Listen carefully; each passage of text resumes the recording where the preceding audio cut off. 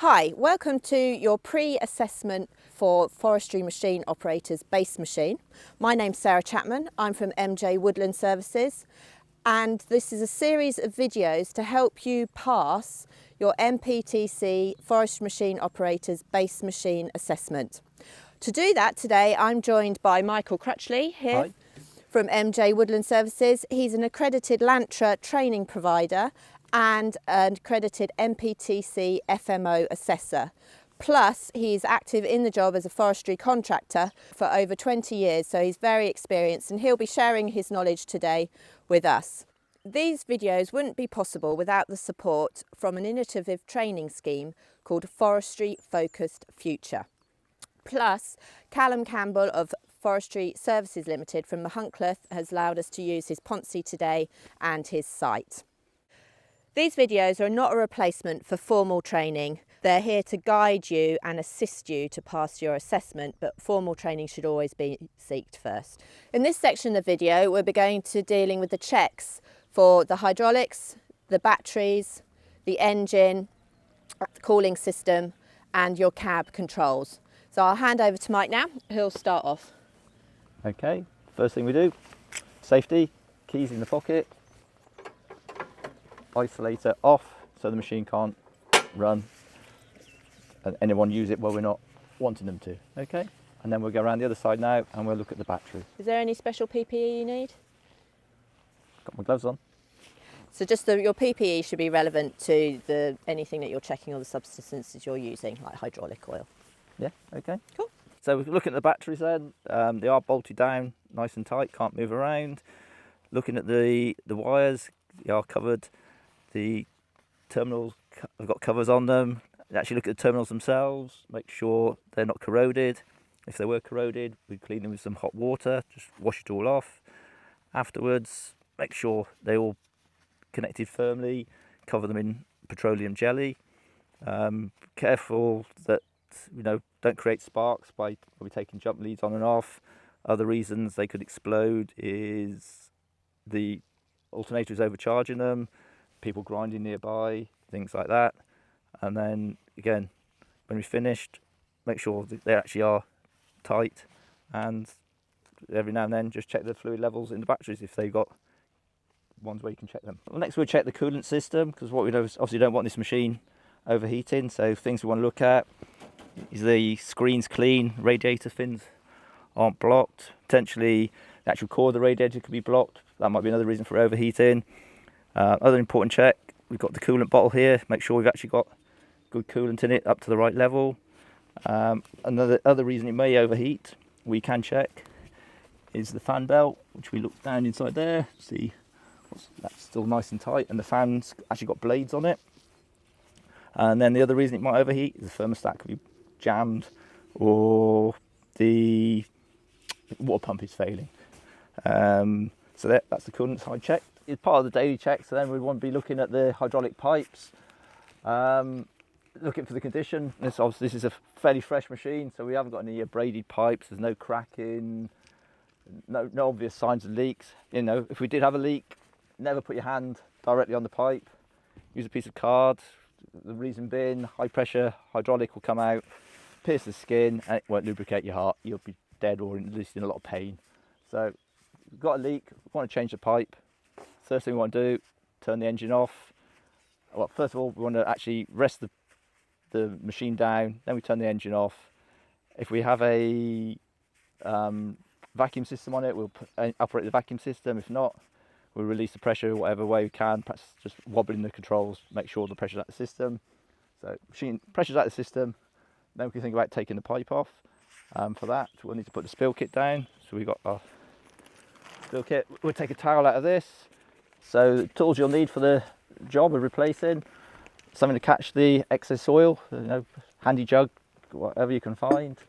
To plug the leak while you actually stop it extra oil coming out. We've got a nice bung.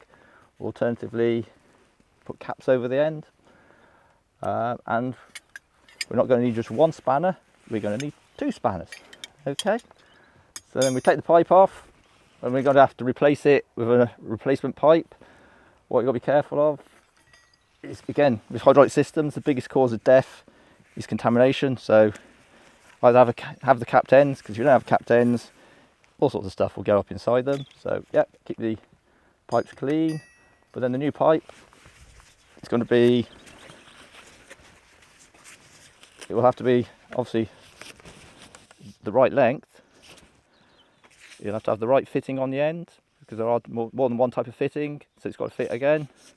It'll need to be the same bore, which is the hole through the centre, and most importantly, it need to be the right pressure rating. So again, get that information off of it. Most people, when it comes to it, we'll take that in, we'll ask for a new one, we won't mess about doing it ourselves. Okay, so put that back on, make sure it's routed correctly through all the bits and pieces, not twisted, not going to chaff again, done up correctly with your 2 spanners, so one to hold the one you're tighten to, one to tighten it. Because we've lost a lot of oil, we're now going to need to chop up the system. So we top the system up, we'll make sure the level is right up, and then we'll get back in the machine, run it up, operate it, make sure we have actually checked the right pipe, because you know, sometimes you can have 2 pipes burst in the same place at the same time, you never know. And then just gently use the machine, make sure all the air's out of the system, and make sure it's all working properly. Then stop the machine again, check the oil pressure, oil level, and then, because we're nice clean people, we'll pick up all the spill kit and take that off to be correctly disposed of. Okay, here we are in the cab. Controls we're going to look for in here is how to start it. So we've got the start switch here, which is just on the key. It's also the stop, just turn the key backwards.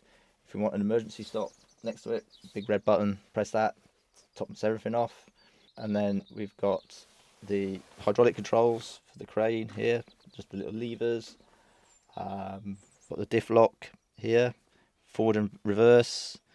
Various controls for controlling the frame lock and the differential lock, whether we're in 4 or 2-wheel drive. Windscreen wiper button here. For steering, we've got a nice little steering wheel, or we've got the terrain steer and a joystick. 3 ways of steering. And then in terms of auxiliary services, we've got hazard warning lights, left and right indicators, horn, dip lights and main beam. So here we can see it's actually a ROPS cab, rollover protective structure. It's also a FOPS cab. It's got falling object protection structure there, and you know, you've got the serial numbers. And then here we can see we've got a safety glass polycarbonate window. And then up here we've got the automatic fire extinguisher system. We can put this on manually, or it will actually, if we can't see the fire, it will actually douse it itself. And this is the other way out of the cab. We just open this, pull the pins, open the handle, and we can leave the cab this way. And here we've got the fire extinguisher, and we know it's working because it's in the green. Okay, so we've covered lots of points that you will need to show your knowledge of and demonstrate for your base machine. That's your FMO base machine assessment. And we've done it on a wheeled articulated machine, and we have covered the different points if you are using a rigid base machine. So hopefully this will help you pass your MPTC FMO base machine assessment. As I said, this is a guide to give you some tips. It's no replacement for getting some formal training.